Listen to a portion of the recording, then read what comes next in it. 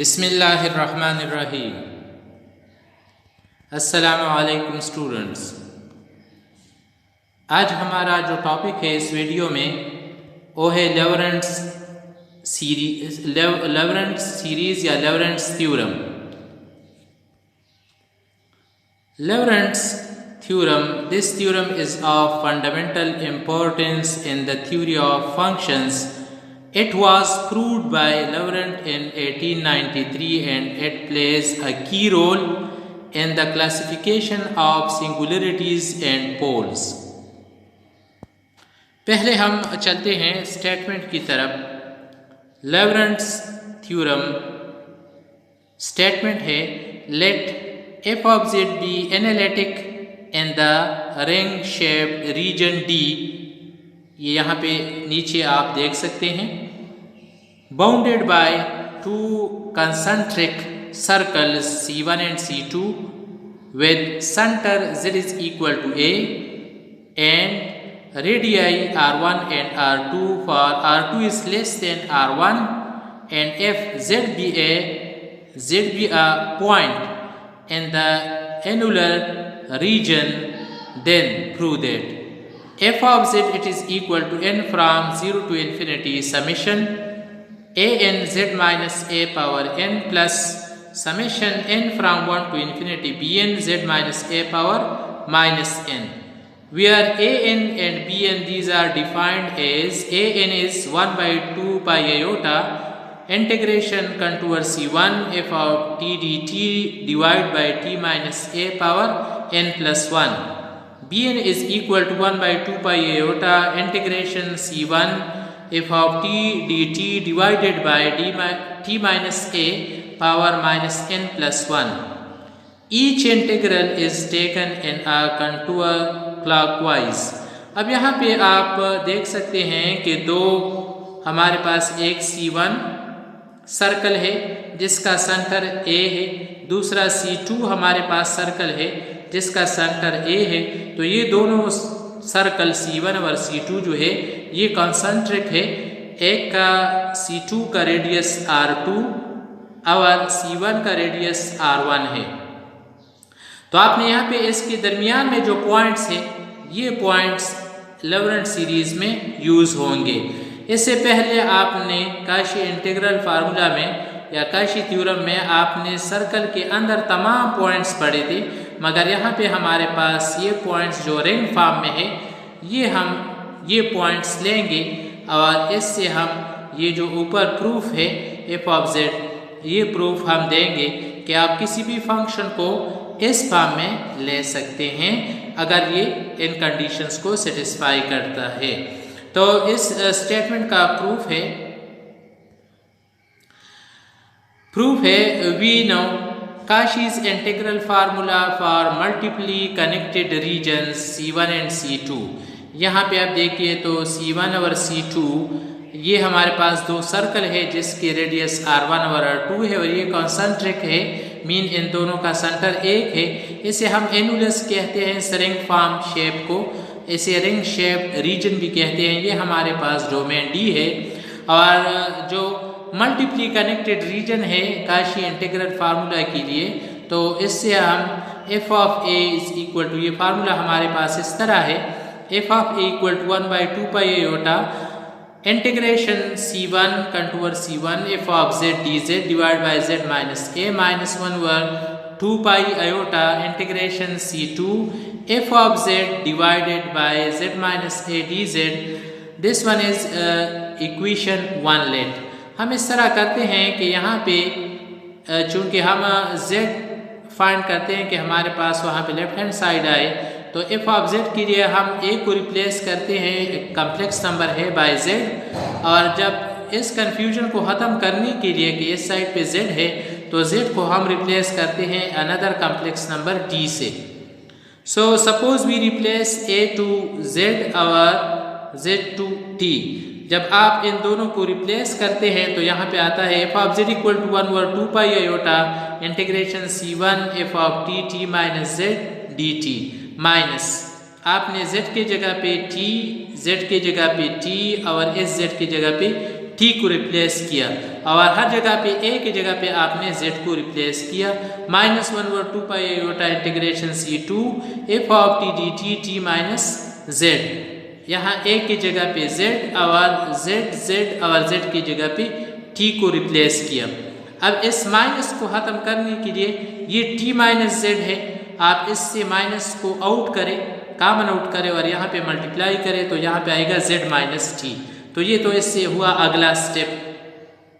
अब इससे अगला स्टेप लेने के लिए जिस तरह हमने इससे पहले टेलर्स थ्योरम प्रूफ दिया था, तो वहाँ पर भी हमने ये लॉजिक यूज़ किया था, यहाँ पर भी ये यूज़ करेंगे, मगर दो जगह पे यूज़ होगा, एक इस इंटीग्रेशन में, एक इस इंटीग्रेशन में।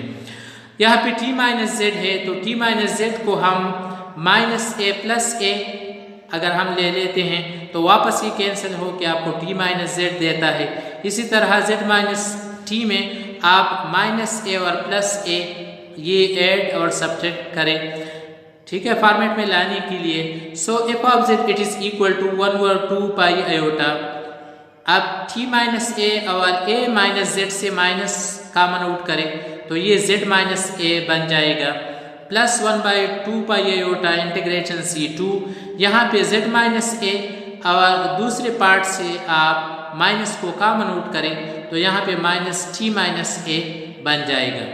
अब t माइनस a इन दोनों से हम कॉमन आउट करेंगे तो यहाँ पे तो t माइनस a नहीं है, इसलिए मैंने t माइनस a मल्टीप्लाई किया और डिवाइड किया। इसी तरह यहाँ पे हम z माइनस a को कॉमन आउट करेंगे तो दूसरे टर्म में हमारे पास z माइनस a नहीं है, इसलिए आप यहाँ पे z माइनस a मल्टीप्लाई और डिवाइड करें। अब जब हम कॉमन आउट करते हैं, जब कॉमन आउट करते हैं तो यहाँ पे t minus a common out हुआ 1 minus z minus a divide by t minus a, और यहाँ पे हमने z माइनस a को कॉमन आउट किया तो 1 minus t minus a divide by z minus a।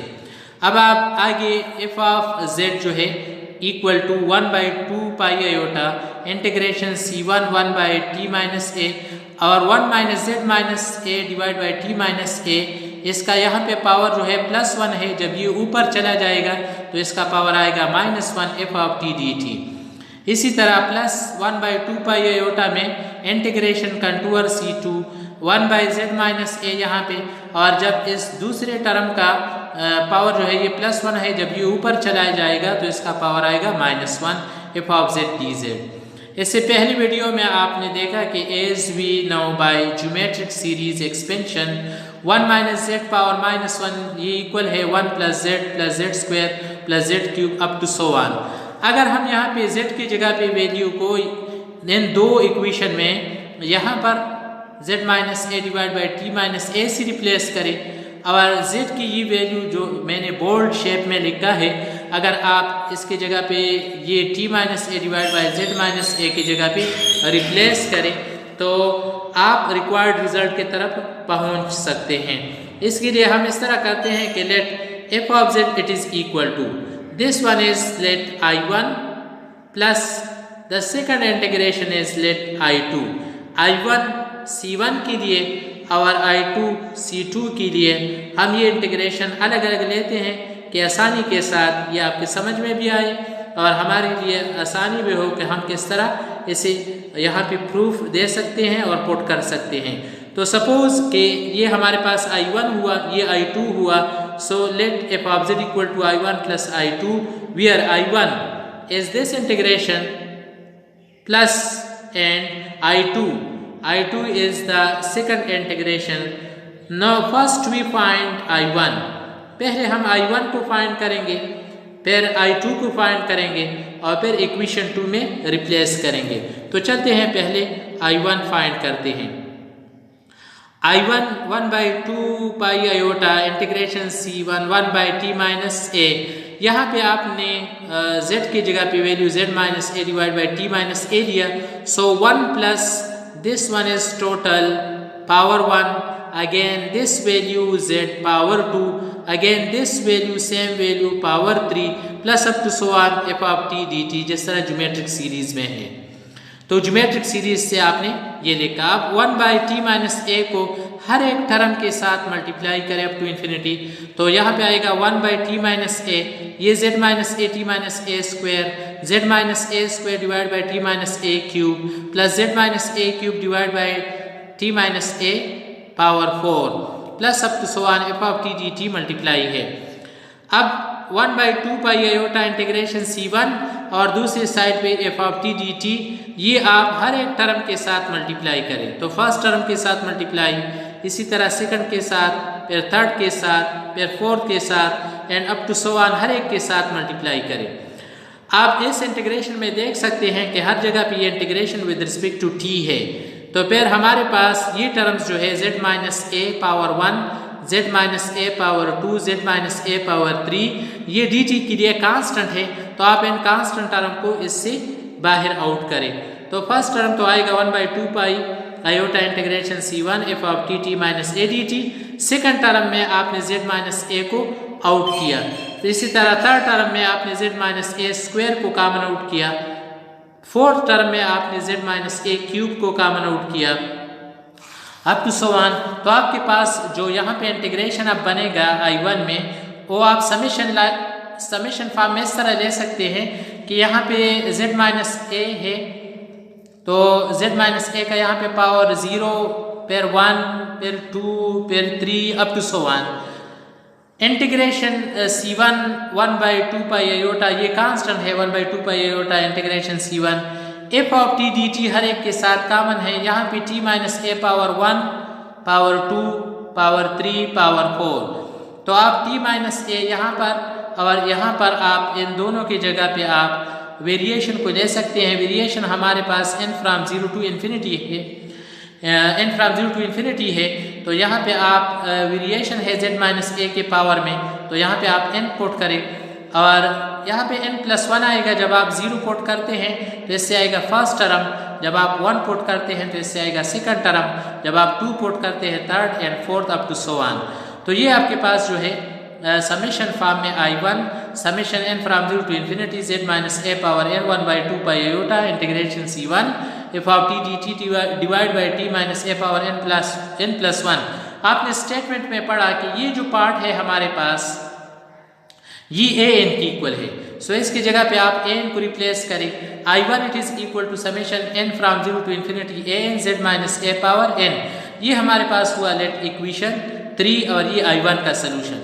अब चलते हैं I2 के सलूशन की तरफ। I2 1 by 2 pi iota integration C2 1 by z minus A, और यहाँ पे जो वैल्यू आपको नजर आ रहा है ये ज्योमेट्रिक सीरीज में आपने z की जगह पे यहाँ पे रिप्लेसमेंट किया है। तो पावर 1 इसका t minus A by z minus A power 2, t minus A divide by z minus A power 3 plus up to so on. Same process आपने यहाँ पर भी करना है। 1 by 2 pi iota integration C2 F of T D T, हर एक term के साथ आप अलग अलग मल्टीप्लाई करें।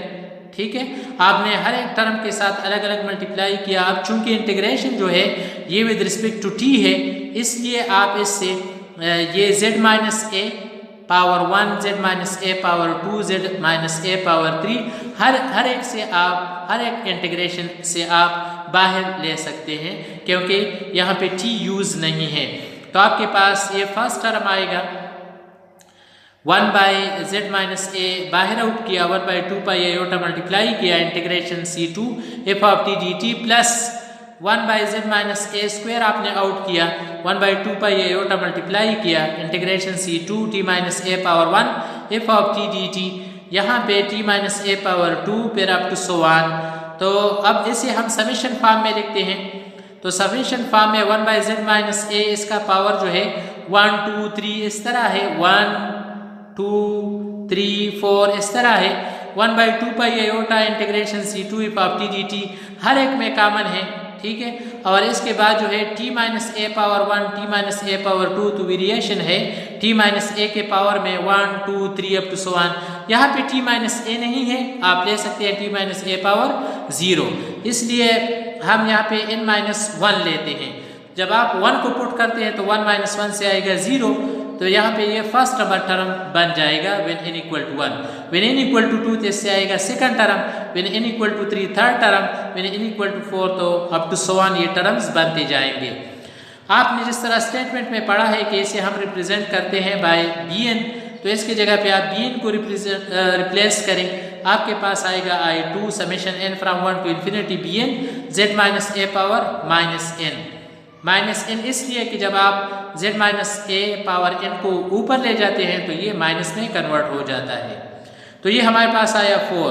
अब पुट 3 and 4 and 2, आप इक्वेशन 2 में से पुट करें। आपको पता है कि इक्वेशन 2 जो है f of z equal to I1 plus I2 है।